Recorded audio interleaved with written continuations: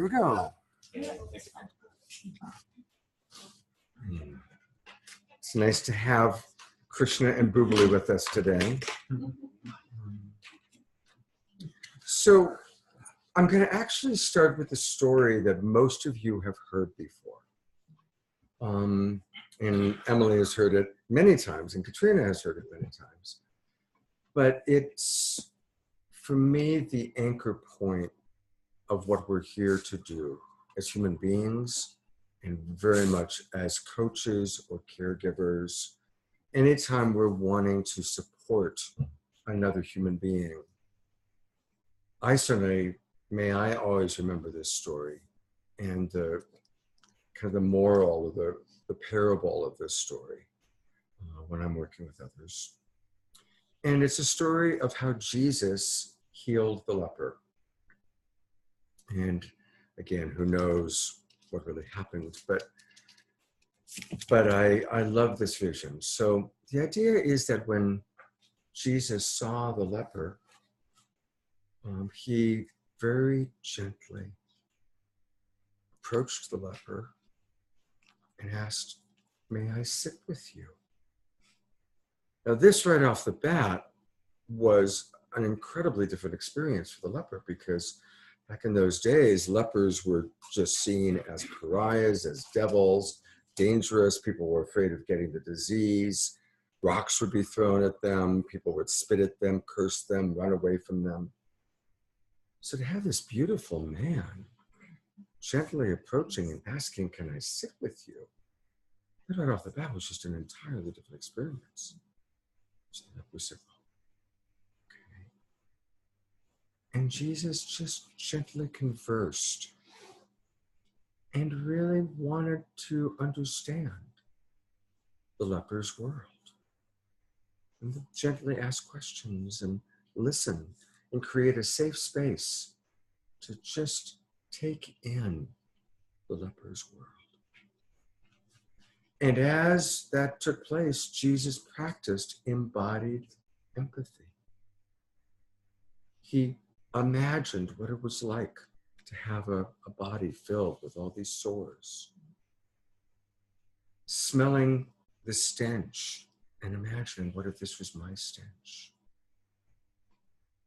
Really taking in the incredible physical discomfort, the incredible emotional disconnection, the extraordinary loneliness. Jesus just felt it with the leper as the leper spoke more and more.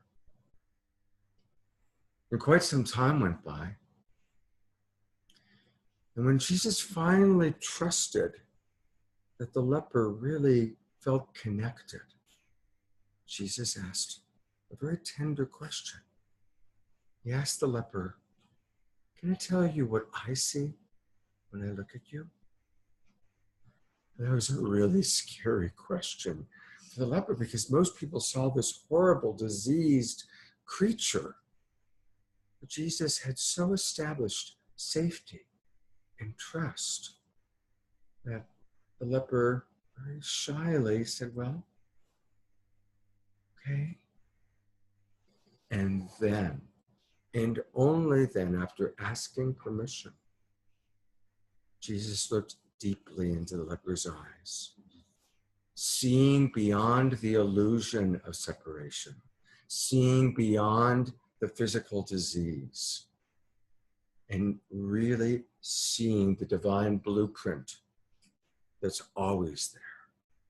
And Jesus's capacity to see the divine blueprint was greater than the leper's attachment to the disease. And that's how the healing occurred.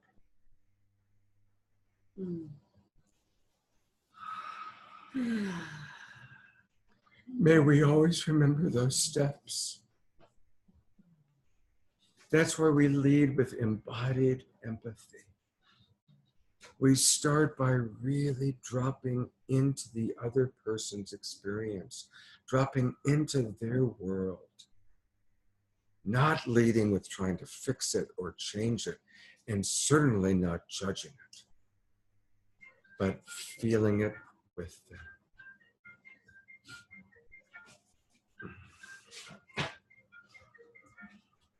and asking permission every step along the way.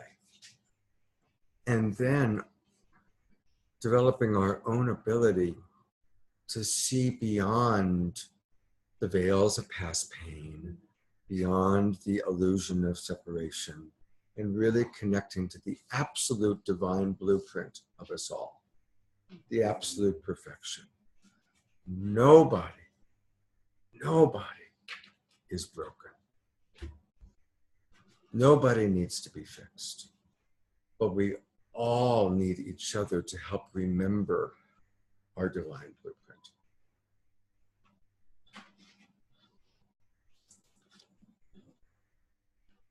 The other story that most of you have heard, but again, is kind of like the other half of the foundation of my understanding of this work and what I try to do in my work and what I encourage you all to consider,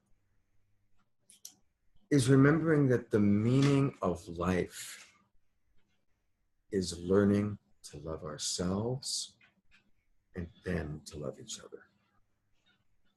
And I really came to understand this when I was producing documentaries, national broadcast television shows about near-death experiences.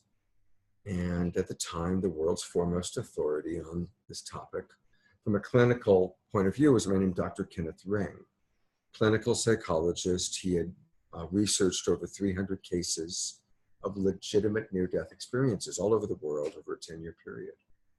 Black, brown, yellow, white, Christian, Jew, atheist, children, adults. And he would only accept a case if it was somebody who had been declared dead by a doctor or a police officer. They had to have been dead for at least 20 minutes. They had to have at least some partial memory of what took place. And they had to be willing to be hypnotized with a professional hypnotist and Dr. Ring asking questions to probe the subconscious. 300 cases. And people's experiences really were different. They really varied. Some people saw the great light. Some people went through a tunnel. Some people saw dead ancestors. Some people saw Jesus or Mary or Buddha or other religious archetypes.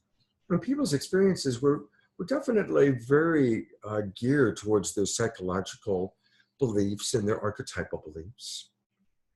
But the commonality that every single person had was that if they were shown, or if they remembered the meaning of their life, if they were being shown by their dead Uncle Fred why they had to go back and finish their life, or if Jesus was compassionately saying, the meaning of your life is, it was always a variation on the same theme.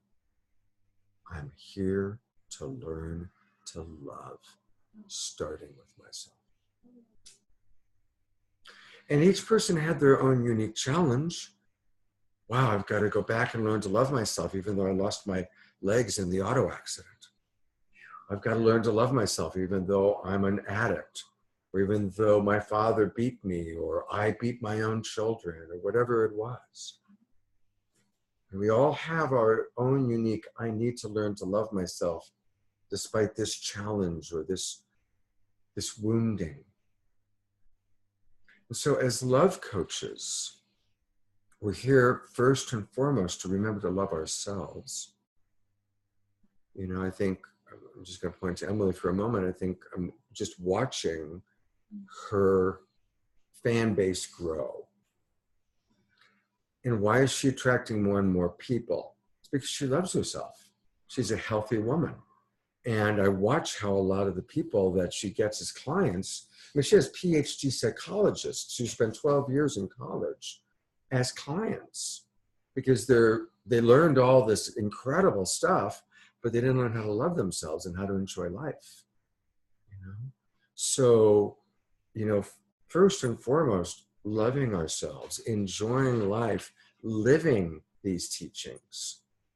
You know, may we live these teachings. And that doesn't mean you've got to be in a great relationship or you've got to have it perfected, because she doesn't, I don't. We don't ever have it perfected. We just keep learning and growing, but be the change that we want to make. Be that example of learning to love yourself. right? You don't have to have perfected loving yourself, but practicing loving yourself, practicing enjoying life, practicing allowing yourself to experience all the feelings. You know, I mean, I'll watch her completely lose it. I mean, snot's coming out and she's crying and she's wailing and, you know, it's just like unbelievable. And then 10 minutes later, she's playing with the dog, or she's happy, or she's smiling, or she's giggling, you know. It's an amazing thing to watch, you know. So allowing ourselves to live it as we share it. And really, there it is. It's like even more than teaching it, we're sharing it. Compassion with suffering, sharing the suffering. We're not the psychologist who spent 12 years studying what's wrong with you, and I can diagnose you and come every week and tell me what your husband did that drove you crazy this week.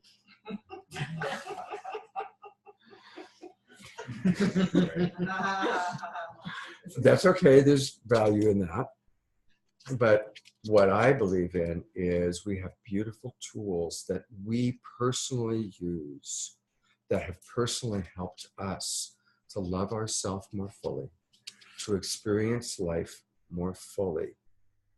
And we want to share those tools with you, person to person, human to human.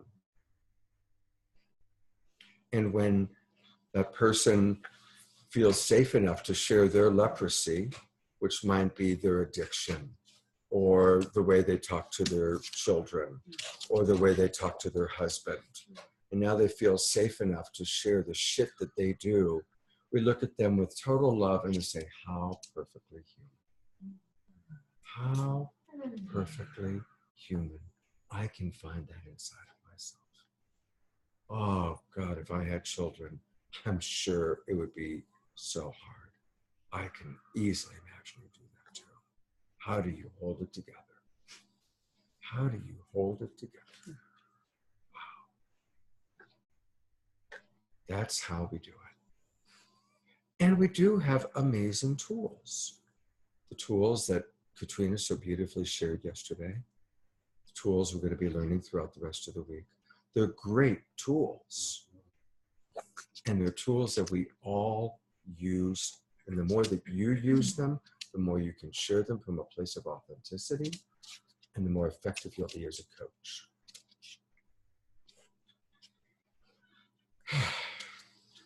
So that's really my message to each of you. And I'm so honored that you're all here.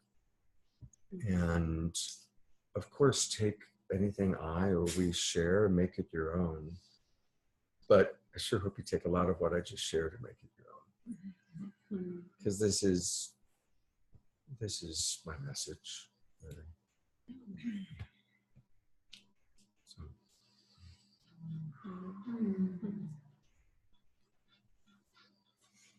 So I'd love to open it up to anything. Yes, it has been recorded. I would like to listen to it piece by piece and write notes. Thank you, Annie. Thank you. Yeah, I'll send you guys the link. Katrina, Emily, I'd love to just kind of turn over to you, how you've taken this work and made it your own and worked with it. You know, I worked in a domestic violence center for 3 years before I met Scott. And I remember first walking in there thinking, oh yeah, I'm the teacher. I'm going to teach these women what they need to know, you know. And I suddenly had this experience where I was like, oh my God, they're reflecting all these aspects that I haven't looked at within myself, and that I've been denying that I'm still somehow better than, you know. And it really humbled me when I realized, oh wow, like I'm not here to be the teacher, I'm here to simply walk with. And that's the experience I have, and I feel like in my life that keeps happening, I'm just here to walk with. Not above, not below, not fixing, just walking with. And when I met Scott, it very much was, you know, as a humbling experience to really get that, you know, to really get that, like, these are my teachers. And each client that comes to me is a teacher, and I feel like I'm transformed from the experience. and grateful. It's like more gratitude arises. And so when I met Scott and I found that, you know, that he had the same principles of that teaching, it's just been amazing to kind of create that field of energy where we're holding that space for other people to join us in that. And I've studied with so many teachers, and there is that sort of like this, you know, teaching, and when you learn this, then you'll be able to do this, and you're going to teach people to do this, and it's all great, like the tools, but it's not even about the tools. It's just showing up and being like, I get you, like, you know, it's it's like we're one, you know, we're here together. Yeah. I feel like there's like this space of like really deep humility and vulnerability in terms of like what our own personal lessons are and our own personal challenges are, and like emerging into like teaching or coaching, sharing from that place of having harvested lessons and you know gone through those challenges. That's where we can really offer our gifts from. Yeah. And so instead of thinking of like I'm deficient because I have this challenge, it's like no, like our challenges are really what are our strengths. Mm-hmm. Not ideally we teach what we need to learn. This is so true. It's such a liberation. Anyway, it was for me like emerging into like a teaching place to be like, okay, I don't have to be like master. Like I just need to have understood certain processes that work for me, and I can offer that up. That's really important. I really want to emphasize it because I say with most people I've worked with in the Love Coach Academy so far, there's this idea of, oh, well, I can't do it until, right? Until I have a successful relationship, until I'm happily married for 10 years, right? You know, it's like, whatever, you know, and it's like, no, it's just, and I appreciate the humility, but it's like, no, just, you can do it right away. Because we're not pretending that we've mastered anything, right? We're not pretending that. We're just saying, hey, we're all learning together. Real. Yeah. Like I cry with my clients. I break down with my clients. I share vulnerably my deepest shit. I vulnerably share what I'm still working on. It's about demasking, de-armoring, and being like, hey, I get it. I'm still working on that too. Or I've been there. Just like de-escalates the separation. It's just like, I think also understanding that it's a practice as opposed to like we get somewhere. Absolutely, yes. It's a practice and not an achievement. You know, for us as much as whoever we're supporting, just about keep showing up, and every time, even if it's a micro movement of like this cycle of like this cycle again, but oh, we've actually adjusted a little bit, and every time it gets easier, and we complete the cycle in a different way, in a new way, and we have the opportunity every time to make a different choice, make a new choice. Yeah. You know, I really think about Scott when he shares me again about sports, is that the best coaches, when the teammates are down, they build them up. They remind them how great they are. They remind them of their strengths. They share how much they're on track. And when they're doing great, that's when they help, hey, you could improve here, or hey, this is a piece here. And it's like that opposite, because usually we're taught in a culture that we teach through criticism, you know, and we teach through deficiency to help people raise up. So I love that example. It's like when they're hot, you go, hey, like there's a piece here. There's a piece here for you to look at. I want to riff on that because when I thought about how to make these tools my own, or how each of us make these tools our own, I know prior to these tools, if I did something and it didn't meet my own value or someone else's value, I was a fuck up, or the world was fucked up, or, you know, something's wrong, something's bad, and what do I do? Because that's just, you know, I'm broken, we're all broken, everything's fucked. Like, your mind can go there. And what these tools do is they give you a different lens through which you can view things so that you can reveal the integrity of every single thing you do, even if it was previously seen as a fuck up. It's like, okay, well, okay, so why did I choose that? What was my precious need? And was my precious need something that was present? Was it multi-layered? Was it a precious need that I've somehow carried from my past? Like there's a little one in me that's still longing for attention, or to be seen, or to express, or to have a boundary, or, you know, it helps me really discover the deep integrity of my actions. So now I might still have that immediate like, I fucked up. But then it's like, okay, well, there's integrity here. Let's find the integrity. Let's find the love. Because ultimately, we all do come from love. That's the essence of everything. So if we can peel off those layers that would have us believe otherwise, then we can truly love ourselves and each other. Beautiful. Thank you. I love that, the integrity of the need itself. It's like you can always find it, you know. It's just like going to the heart and recognizing that no matter what subpersonality or aspect of self, there is a beautiful longing of how we made the best choice then that we could make, you know, and just bringing it back to that gratitude piece and helping take out or deconstruct the judgment piece is such a big part of I think our coaching, finding the integrity and then helping us to learn new strategies or new ways to update ourself in present time to be able to live life from that joyous space. Yes. So since we're going to questions, what I want to do is this. I want to actually turn the computer back over to Trevor, if you don't mind.